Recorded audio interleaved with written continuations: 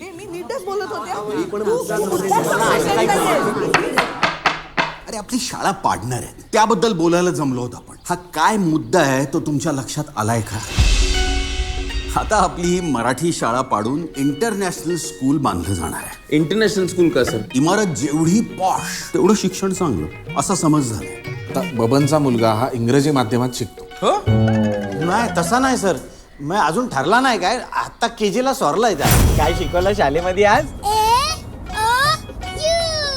एवढा फी घेऊन हाका मारायला शिकवतात पाटीचे. शाळेमध्ये असताना 10 तास डुंगणाला डुंगण लावून एकत्र बसायचो आपण. लहानपणी काय काय किडे केले तर आपण. मला बघ काय सापडलंय. बबनचं पहिलं पहिलं काय रे चिमण्यांनो, ओळखलं नाहीत मला? काय बब्बू? आईचा गो नार्वेकर बाई. काय काय केलंय यार. वर्ग धुवायचो, ग्राउंड झाडायचो. तुला तो गोगावले टेलर आठवतं का? म्हणजे काय, एकदा त्यांनी पॅन्टची झिप मागे शिवली होती, म्हणजे झिप काढून शी करायची आणि चड्डी काढून शू करायची, अशी आयडिया होती त्याची. आपलं ठरलेलं ना तिघींचं ह्यात जे लिहिलंय तेच होणार म्हणून. डॉक्टर तरी कुठे झाली? PhD झाले अगं मी. चल, ते खोटे डॉक्टर असतात. इंजेक्शन देतो तो खरा डॉक्टर.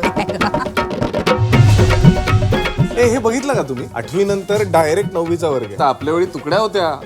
ब क. गेल्या 5 वर्षात 1000हून जास्त शाळा बंद झाल्या. याचं मूळ कारण आहे आपल्यालाच आपल्या मराठी भाषेची लाज वाटते. या पृथ्वीवरची पहिली जमात असेल आपली ज्याला आपल्याच आईची लाज वाटते. अहो सर, तुम्ही काय एवढा हट्ट करताय जुनी आणि पडकी शाळा वाचवण्याचा? छापखाना आणि कारखाना यात अंतर असतं. तुम्ही जो बांधणार आहात तो छापखाना आहे आणि हा इथे जो उभा आहे हा कारखाना आहे. आपल्या विद्यार्थ्याला काय येतं हे नेमकं ओळखून माणसं घडवली त्यांनी. ज्या शाळेत शिकून तुम्ही मोठे झाला, आज तीच शाळा पडतीये.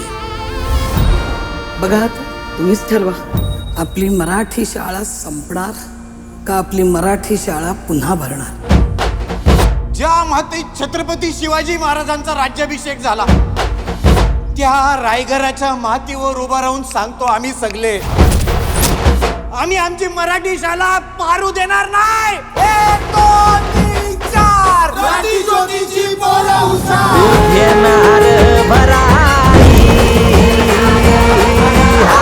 तू घेणार भरारी, तू घेणार भरारी.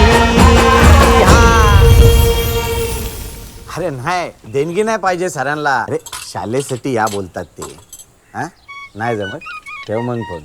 आई बापाला विसरले, शाळेसाठी कसले येतात नालाय. तू कुठल्या शाळेमध्ये होता? नाही गेलो. गेलाच ना.